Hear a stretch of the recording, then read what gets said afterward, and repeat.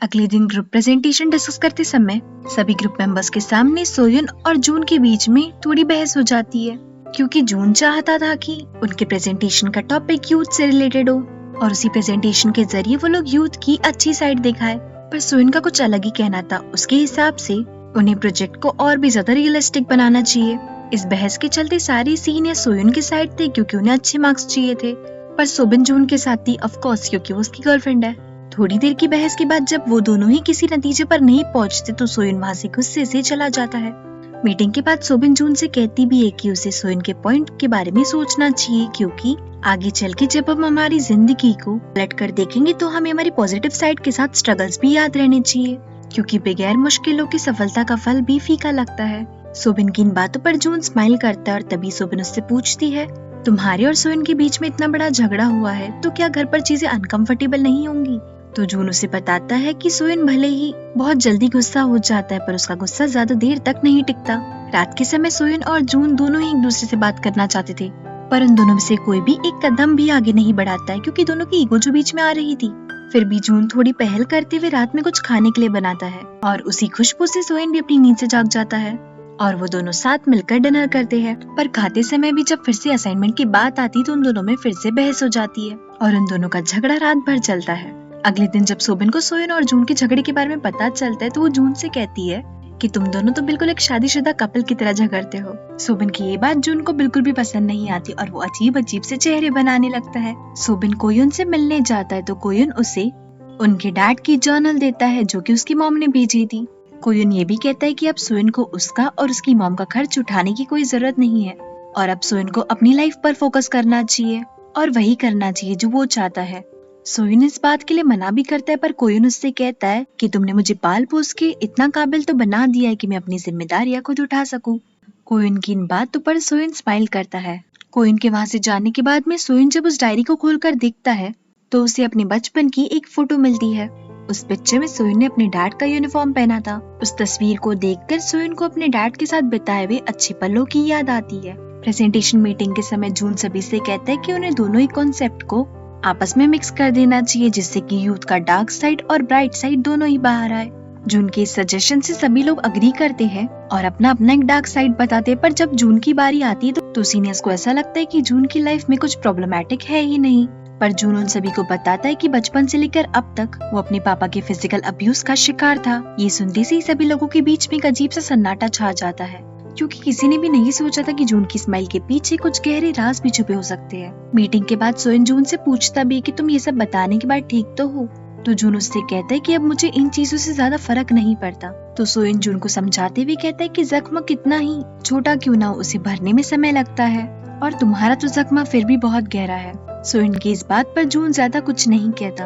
अगले दिन डिस्कशन के बाद जून अपनी लिखी हुई स्क्रिप्ट की सबके सामने बहुत तारीफ करता है। तभी सोयन वहाँ पर मौजूद सभी लोगों से पूछता है कि हमारे इस प्रेजेंटेशन में हम डार्कनेस को कैसे दिखाएंगे। तो सभी लोग सोयन की तरफ पॉइंट आउट करने लगते हैं कि उसे सिर्फ कैमरे के सामने जाकर खड़े हो जाना चाहिए और उसके अंदर की डार्कनेस अपने आप दिखने लगेंगी। इसी बात पर सब लोग उसका मजाक उड़ाने लगते हैं और सोयन इस बात से थोड़ा फ्रस्ट्रेट होता है। प्रोजेक्ट के लिए वीडियो शूट करते समय सभी लोग एक दूसरे की बहुत मदद कर रहे थे, मानो सब लोगों के बीच के डिफरेंसेस अब दूर हो गए हैं। यही नहीं, जिस सीनियर को सोबिन से प्रॉब्लम थी अब वो भी उसके साथ बहुत अच्छे से घुल मिल गई थी और उसका ख्याल भी रखने लगी थी। उसी रात जून जानबूझ के अपनी लाइन जोर जोर से पढ़ता है, जिससे कि सोयन को सोने में डिस्टर्ब होता है। सोयन जून को डांटता भी है, पर जून उसकी बात सुनने के लिए तैयार ही नहीं था और पूरी रात जोर जोर से अपनी लाइंस रिहर्स करता है। प्रेजेंटेशन के दिन जून बखूबी से अपनी टीम को रिप्रेजेंट करता है और प्रोफेसर को सोयन की टीम का प्रोजेक्ट सबसे ज्यादा पसंद आता है, क्योंकि उन लोगों ने साथ मिलकर अच्छे से काम जो किया था। अपने प्रेजेंटेशन की सक्सेस से खुश होकर सब लोग सेलिब्रेट करते हैं। सोयन सबसे कहता है कि अब सब लोगों को अपना अपना सीक्रेट सांता रिवील कर देना चाहिए। तो जून सोयन को चिढ़ाने के लिए कहता है कि मेरा सीक्रेट सांता तो इतना निकम्मा था कि उसने मेरे लिए कुछ किया ही नहीं। सोयन इस बात से हैरान हो जाता है और जून से कहता है मैंने तुम्हारे लिए इतना कुछ तो किया, फिर भी तुम मुझसे ये कह रहे हो। इतना कहकर सोयन वो सारी चीजें गिनाने लगता है जो भी उसने जून के लिए की। सोयन की बातें खत्म होने के बाद जून हंसने लगता है और सोयन से कहता है कि मैं तो सिर्फ मजाक कर रहा था। वहाँ पर मौजूद सब लोग भी हंसने लगते हैं और इसी तरीके से पार्टी एंजॉय करते हैं। पार्टी के बाद सोबिन चानकी से मिलने जाती तो चानकी उसे बताता है कि वो बहुत जल्द अपनी मिलिट्री सर्विस के लिए यहाँ से जाने वाला है। चानकी सोबिन को एक गुड बाय हक भी देता है और हक करते समय उसकी आंखों में आंसू आ जाते हैं। सोबिन उन आंसुओं को ना देख ले, इसलिए चानकी उससे कहता है कि मेरे 3 गिनने के बाद मैं यहाँ से भाग जाऊंगा और मेरे जाने तक कि तुम अपनी आंखें मत खोलना। जानकी जैसा बोलता है वैसा ही करता है और अपने आंसुओं को छुपाते हुए सोबिन से दूर चला जाता है। जानकी को इस बात का बहुत दुख था कि सोबिन जून को डेट कर रही है, क्योंकि वो भी सोबिन को बचपन से चाहता था, बस उसे बता नहीं पाया क्योंकि उसने हमेशा सोबिन को फॉर ग्रांटेड लिया था। दूसरी तरफ योंग भी सोयन से अपनी सारी फीलिंग्स कन्फेस कर देती है, पर सोयन का उस पर कोई जवाब नहीं आता। तो योंग सोयन से कहती कि वो कुछ समय तक के उससे दूर रहना चाहती है, ताकि वो अपने मन और दिल को समझा सके कि सोयन उसकी किस्मत में नहीं है। सोयन चुपचाप बस योंग की बातें सुनता रहता है और उससे कुछ भी नहीं कहता। जाते जाते योंग सोयन से ये भी कहती है कि अगर उसे फ्यूचर में कोई लड़की पसंद आए तो सोयन को जाकर तुरंत अपनी फीलिंग्स का इजहार कर देना चाहिए, क्योंकि एक खोया हुआ अवसर कभी वापस नहीं आता। सोयन योंग से पूछता भी कि क्या तुम कहीं दूर जा रही हो, तो योंग उससे कहती है मैं इस जगह से तो नहीं, बस तुमसे थोड़ा दूर जा रही हूँ और हमें फ्रेंड्स रहना चाहिए या नहीं ये भी तुम मुझ पर छोड़ दो, वक्त के साथ तुम्हें मेरा डिसीजन पता चल जाएगा। अपने अपने हार्ट ब्रेक से जूझते हुए जानकी और योंग एक दूसरे के साथ थोड़ा समय बिताकर बात करके अपने अपने दिल का बोझ हल्का करते हैं। जून और सोयन अपनी गैलरी में बैठकर सेलिब्रेट कर रहे थे, तभी सोयन जून से कहता है कि मेरी मॉम ने मेरे लिए मेरे डैड की जर्नल भेजी है और मैंने उसे पूरी तरीके से पढ़ लिया। जून कहता भी है तो तुमने अपने डैड के सारे सीक्रेट्स पढ़ लिए? तो सोयन जून से कहता है उस डायरी को पढ़ने के बाद ही मुझे पता चला कि मेरे पापा ने अपनी लाइफ में कितना स्ट्रगल किया है। यही नहीं, बचपन से लेकर मरते दम तक उन्होंने बस मुसीबतों का ही सामना किया है। सोयन जून को ये भी बताता है कि उसके पापा की मौत एक एक्सीडेंट में हुई थी और अपने पापा की इन्हीं सैक्रिफाइसेस को देखकर सोयन भी बिल्कुल अपने पापा की तरह एक पुलिस ऑफिसर बनना चाहता था, पर गरीबी के चलते सोयन को अपना सपना शुरू होने से पहले ही खत्म करना पड़ा। सोयन की ये सारी बातें सुनकर जून उसे मोटिवेट करते हुए कहता है कि तुम अब भी तो अपना सपना पूरा कर सकते हो और अगर सपना पूरा नहीं भी कर पाए तो अपनी कहानी की एंडिंग खुद ही लिख सकते हो। जून की एडवाइस सुनकर सोयन उससे कहता है तुम तो काफी मैच्योर हो चुके हो। सोयन के इस कॉम्प्लीमेंट पर जून थोड़ा सा घमंड करने लगता है।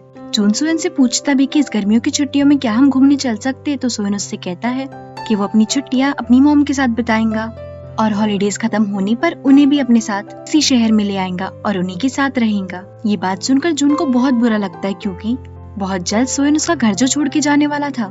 जून के इस उदास चेहरे को देखकर सोयन उसे समझाते हुए कहता है कि हम दोनों की दोस्ती हमेशा ऐसे ही रहेंगी। 2 महीने बाद हम देखते जून और सोयन की दोस्ती अभी भी वैसी की वैसी ही थी।